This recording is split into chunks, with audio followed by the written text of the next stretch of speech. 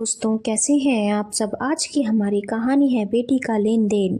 Mummy जी, माना कि बेटियों को देने से बरकत होती है, लेकिन बेटियों को भी तो अपनी हैसियत के अनुसार ही देना चाहिए। भला यह क्या बात हुई कि बेटियों के घर भरने के लिए बेटों पर बस बोझ डाल दिया जाए। आरोही ने कहा, बहू तुझे तो मेरी बेटी सालती है। अरे तेरे मायके का लाया हुआ सामान थोड़ी ना दे रही हूँ, मैं तो अपने बेटी की कमाई से दे रही हूँ। अपनी बहन बेटी को जितना देगा उतना ही उसके पास लौट कर भी आएगा। लेकिन तुम आजकल की लड़कियों को तो समझ में आए तब। जानकी जी बहू को डांटते हुए बोली, मम्मी जी, साल भर तो दीदी के ससुराल में कुछ ना कुछ प्रोग्राम लगा ही रहता है, फिर ऊपर से आए दिन आने वाले तीज त्योहार, कितना बोझ बढ़ जाता है इन पर। जरा अपने बेटे के बारे में तो सोचिए, कहाँ से देंगे इतना सब कुछ। आरोही ने समझाना चाहा। बहू तू अपनी जबान मत चला, मैं अपनी बेटी को दे रही हूँ, किसी गैर को नहीं। कम से कम सामान तो ऐसा जाना चाहिए कि उसके ससुराल में बड़े चीजें देखकर ससुराल वाले खुश हो जाएं। जानकी जी ने कहा, मम्मी जी, ससुराल में मान सम्मान कहाँ चीजों से बढ़ता है, वह तो बहू के संस्कार और उसके काम से होता है। यह तो कुछ दिनों की ही बात होती है कि ससुराल वाले चीज को देखकर बहुत खुश होते हैं, उसके बाद तो बहू का काम और उसका व्यवहार ही बोलता है। आरोही ने कहा, हाँ तू तो रहने ही दे, तेरी समझ तेरे ही पास रख, अकल तो धेले भर की नहीं है और मुझे समझाने चली है।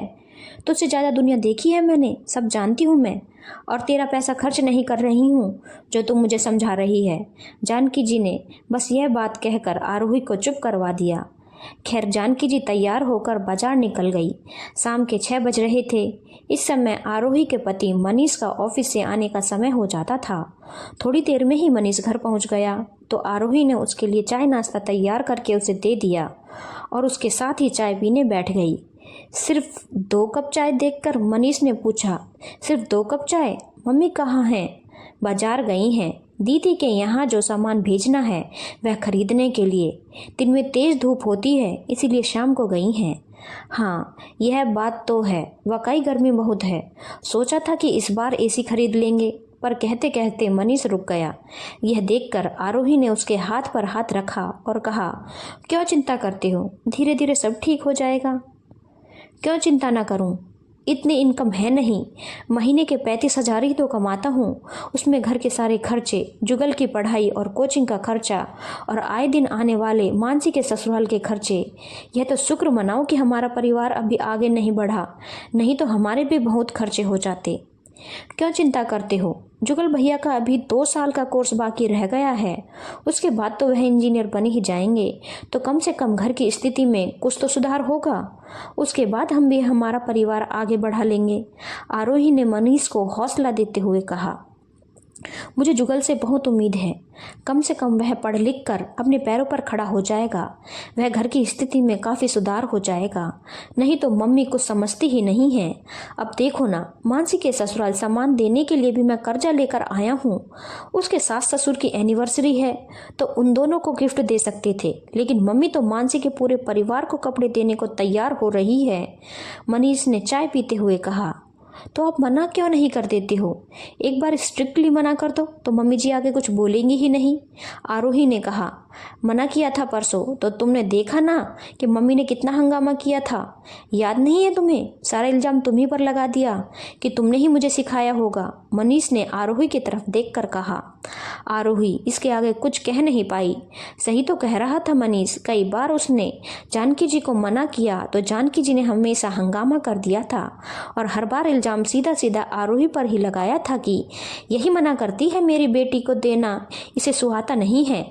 आखिरकार अपनी मम्मी का हंगामा करते देखकर मनीष कहीं से भी पैसों का बंदोबस्त करके ला ही देता। खैर जब तक जुगल भी घर आ गया था उसने आरोही और मनीष की सारी बातें सुन ली पर कहा कुछ नहीं। आरोही ने फटाफट खाना बनाया। दोनों भाई अभी खाना खाकर बैठे ही थे कि तब तक जानकी जी शॉपिंग करके आ गई। बड़ी खुशी खुशी वह बैग से कपड़े निकाल निकाल कर उनको दिखाने लगी। यह मानसी की ननद के लिए और यह उसकी जेठानी के लिए और यह ड्रेस उसके देवर के लिए सब सामान जानकी जी बड़ी बड़ी खुशी के साथ बता रही थी कि तभी जुगल ने कहा, मम्मी प्रोग्राम तो सास ससुर की एनिवर्सरी का है ना, फिर उसके पूरे परिवार के कपड़े क्यों, आखिर ये फालतू का दिखावा क्यों। उसकी बात सुनते ही जानकी जी एक पल के लिए चुप हो गई, फिर बोली, कैसी बात कर रहा है, बेटी के ससुराल जाएंगे तो क्या खाली हाथ जाएंगे, अरे सबके लिए कुछ ना कुछ लेकर जाना पड़ता है, तुझे क्या पता, यह तो रिवाज का है, देना ही पड़ता है, और फिर यह सब देने से ही बेटी का मान सम्मान बढ़ता है ससुराल में।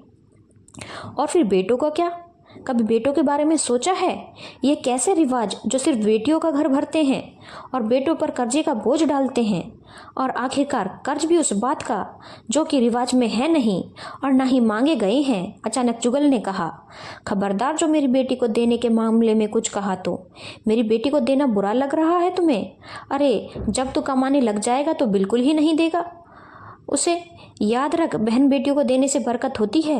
जानकी जी ने कहा, हाँ मम्मी मानता हूँ बहन बेटियों को देने से बरकत होती है, लेकिन वह औकात के अनुसार दिया जाए तब। कर्जा लेकर देने से सिर्फ कर्जा ही बढ़ता है, बरकत नहीं बढ़ती। देना है तो रिवाज का दो ना, मना थोड़ी ना कर रहे हैं। ये दिखावे के चक्कर में बेटों पर बोझ डालना ये तो गलत है ना।